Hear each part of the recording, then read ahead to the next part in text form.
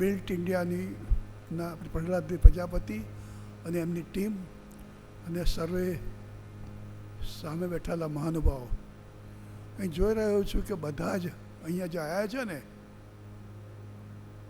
એ બધા જ ઇલાઇટ લોકો અને ખાસ સમાજના એવા લોકો જે છે કે આખા સમાજને દોરી શકે એવા લોકો છે. જેમને એવોર્ડ મળ્યા છે એ બધાને અભિનંદન પાઠવું છું. 2047માં અને 2036ની અંદર ઓલિમ્પિક્સ ધ્યાનમાં રાખીને આપણે આપણા શહેરનો અને દેશનો વિકાસ કરવો છે. એમાં તમે બધા લોકો સહભાગી છો એ આનંદની વાત છે. મિત્રો, આ સપનું 2047 ક્યારે થશે કે દરેક વ્યક્તિ જે પોતાને જવાબદારી આપી હોય એ જવાબદારી અથવા પોતે જે કંઈ કામ કરતા હોઈએ, માત્ર કેટલું કમાઈએ છીએ એને નહીં, પણ કેવી રીતે સારું અને એક્સલન્સ થાય છે એની ચિંતા કરીએ.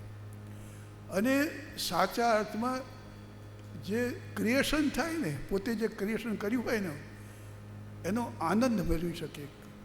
એમને લાગે કે ભાઈ મેં આ કર્યું છે, અને એ જે આનંદ છે ને એ એવોર્ડ કરતાં પણ સાત્વિક અને શાશ્વત એવોર્ડ છે.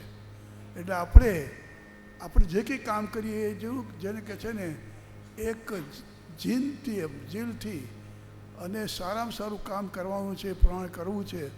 અને આપણને એ થયા પછી પણ જ્યારે પણ એ જોઈએ ત્યારે લાગે કે ભાઈ આ મેં કર્યું છે, એવો આનંદ થાય ને એવું આપણે કામ કરીએ એ જરૂરી છે. બીજું, સાથે સાથે ઇન્ફ્રાસ્ટ્રક્ચરની સાથે જ જો આપણે સિટીઝન માટેનું, નાગરિકત્વ માટેના જો આપણે ધ્યાન નહીં રાખીએ ને તો આપણે ગમે તેટલું ઇન્ફ્રાસ્ટ્રક્ચર કરીશું ને તો એ બધું ખરાબ થઈ જશે. સમજો, કોઈ કામ નહીં લાગે. આવશ્યકતા છે દરેક સિટીઝને પોતાની નાગરિકત્વમાં એ સોલિડ વેસ્ટ માટે હોય, પર્યાવરણ માટે ન હોય, પાણીના એના માટે ન હોય, કે ગમે તે માટે હોય, પણ એમાં આપણે ધ્યાન રાખવું પડશે, નહીં તો થઈ જાય. એક સાદો એક્ઝામ્પલ આપું. મેં વસ્ત્રાપુરનું તળાવ ડેવલપ કર્યું. એમાં વરસાદની પાણી ભરાતું તો એ જગ્યાએ લાઈન નાખી અને આખું તળાવ ભરાય એ પ્રમાણે કર્યું. સમયાંતરે શું થયું કે એ સ્ટ્રોમ વોટર લાઈનમાં લોકોએ ગટરને જોડી દીધી. બરાબર, શું હાલતથી તમે કલ્પના કરો. એવું જ મને ચિંતા એ છે, માનો કે આપણે સ્લમ્સ માટે બધા મકાનો બનાવીએ છીએ, સરસ મોટા મકાનો, અત્યારે મકાનો સરસ છે ભાઈ, પણ જો લાઇવલીહુડ નહીં કરીએ ત્યાં આગળ, એ લોકોને કઈ રીતે રહેવા નહીં શીખવાડીએ આપણે, તો એ હોરિઝોન્ટલ સ્લમ્સની જગ્યાએ વર્ટિકલ સ્લમ્સ થઈ જશે.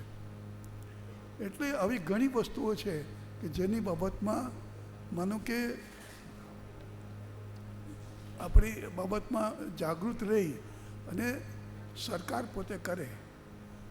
આપણે આટલું બધું માનો કે અત્યારે જોઈએ છે અમદાવાદમાં જે ડેવલપમેન્ટ થઈ રહ્યું છે, બધા મકાનો ચારે બાજુથી, અને મોટા 10 માળને 15 માળના 20 માળનાથી 40 માળ સુધીના મકાનો થાય છે. આને માટેનું ઇન્ફ્રાસ્ટ્રક્ચર એ ચેલેન્જિંગ જોબ છે સરકાર માટે, કોર્પોરેશન માટે. એને માટેની ગટર, પાણી, બાકીની સુવિધાઓ, બરાબર છે, એ સુવિધાઓ કરવા માટેનું. અને એમાં જો લોકોનો સહકાર નહીં હોય ને તો એ શક્ય નહીં થાય. એટલે અગત્યની વસ્તુ છે કે આપણે જે કામ કરીએ એ સારું, એક્સલન્ટ કરીએ, આપણે પોતાનું ક્રિએટિવ થાય એ ધ્યાનમાં રાખીને કરીએ, અને સમાજના બાકીના પણ જેને કહે છે ને સમાજની થોડીક ચિંતા કરીએ આપણે એ પ્રમાણે બાકીના લોકોને. અને મારું એટલા માટે કહેવું છે કે એક ગીતામાં એક શ્લોક છે કે શ્રેષ્ઠ પુરુષો જે કરતા હોય છે એનું અનુસરણ બાકીના લોકો કરતા હોય છે. અહીંયા શ્રેષ્ઠ લોકો બેઠા છે, એટલા માટે જ કહું છું કે આપણે જે પ્રમાણે કરીશું એ પ્રમાણે નીચેના લોકોનું ફોલોઅપ કરશે. તો આપણી જવાબદારી વિશે છે એ જ કહું છું. ફરી બધાને અભિનંદન પાઠવું છું. Very much. અસ્તુ.